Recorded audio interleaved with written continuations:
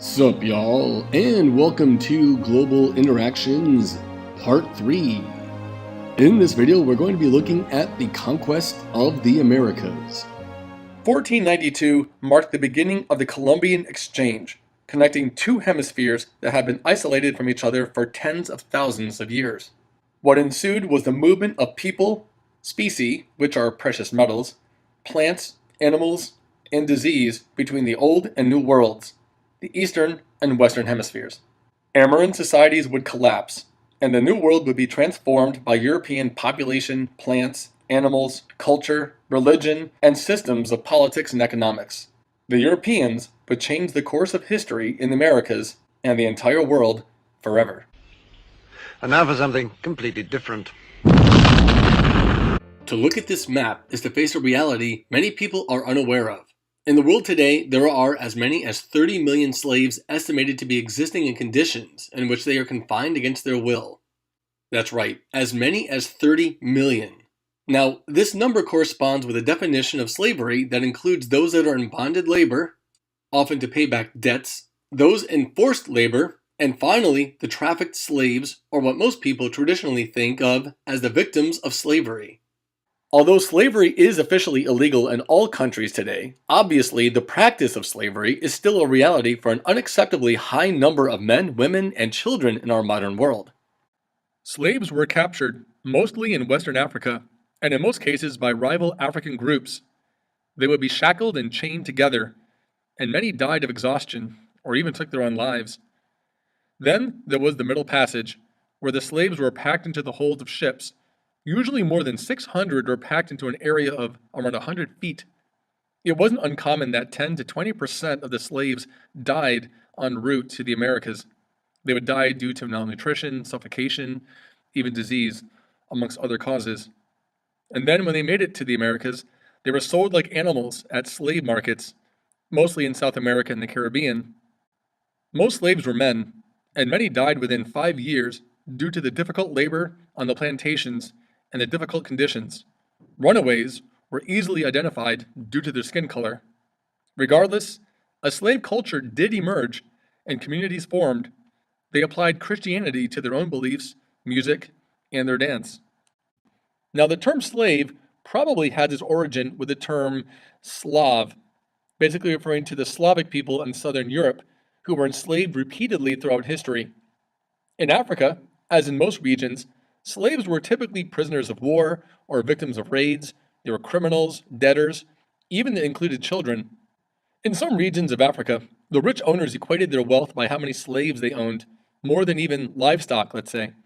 In many instances, slaves could buy or earn their freedom. For example, if they adopted Islam. Now, they couldn't just wake up one morning and say, "Hey, I'm a Muslim," and then walk free.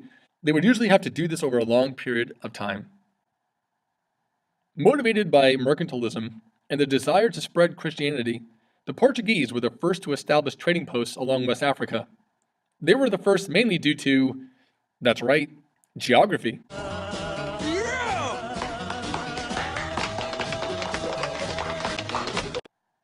Now, between 1497 and 1498, the Portuguese sailor Vasco da Gama was the first European to discover an all-water route past the Islamic empires and into India.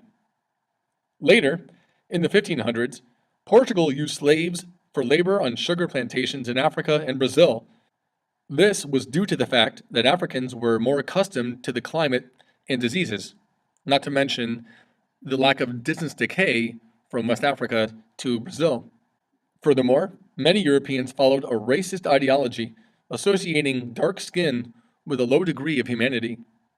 Now, by the latter 1600s, the English, Dutch, and French shipped slaves as well.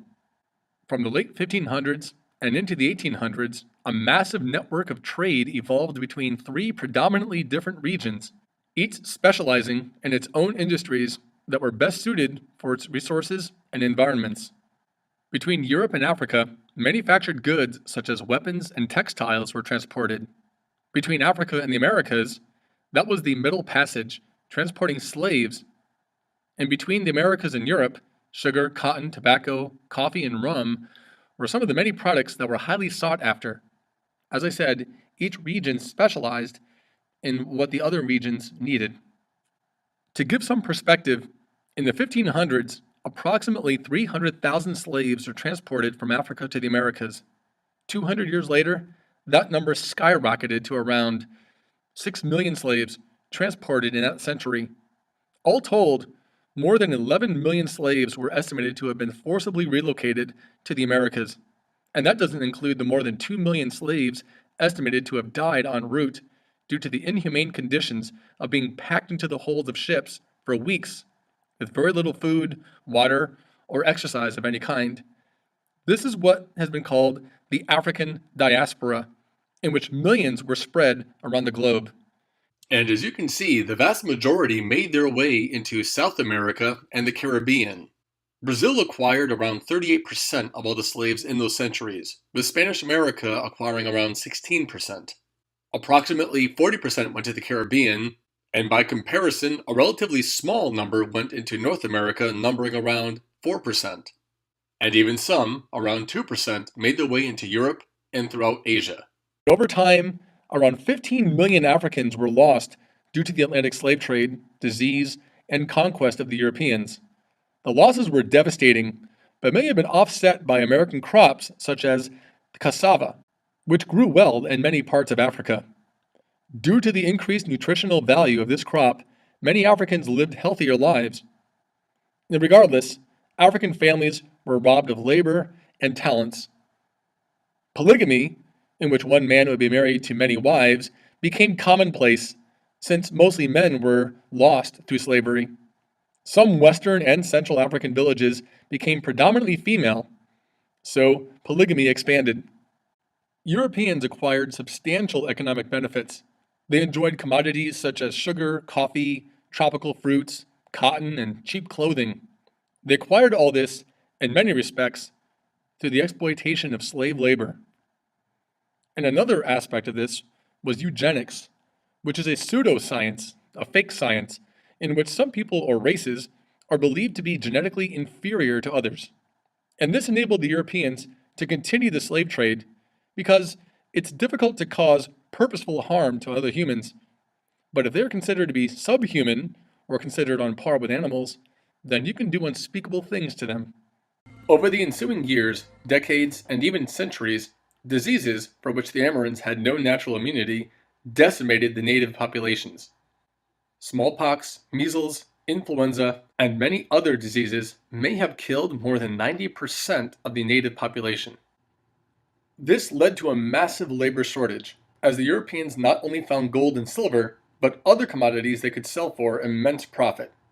The cultivation of crops like sugarcane, tobacco, and exotic fruits increased the demand for cheap labor. To fill this void, slaves were imported from Africa, often captured by rival tribes and empires.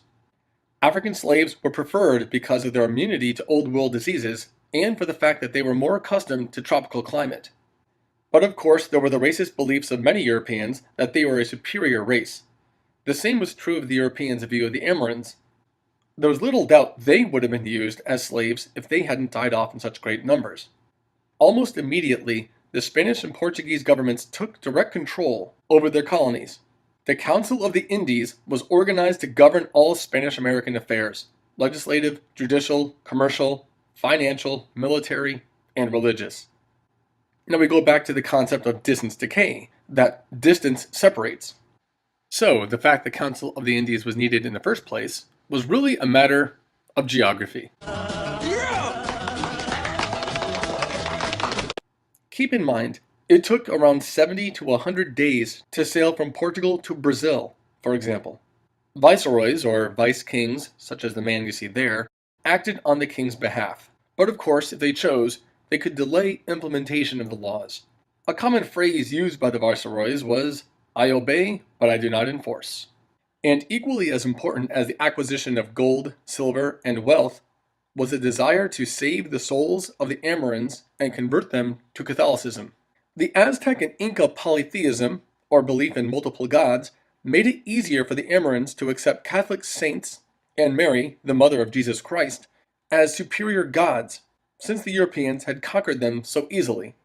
And the church was the number one provider of funds to the conquest of the Americas. The church was also the largest holder of property and provided most of the education in Central and South America. And a quick look at the society in the Iberian empires, we can look at the social classes, for example, in the Spanish colonies.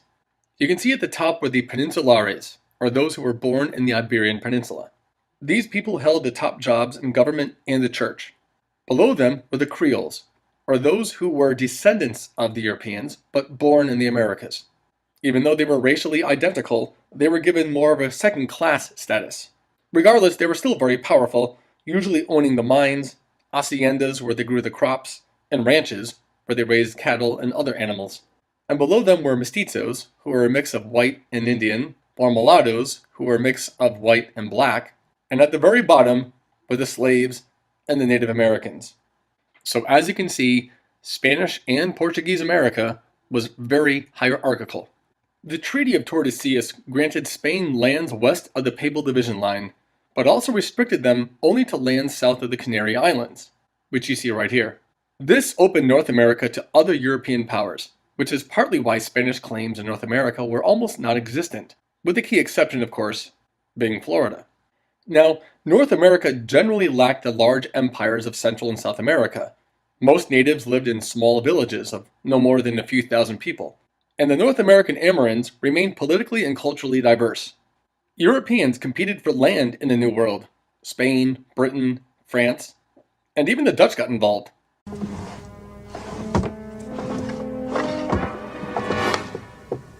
Bingo.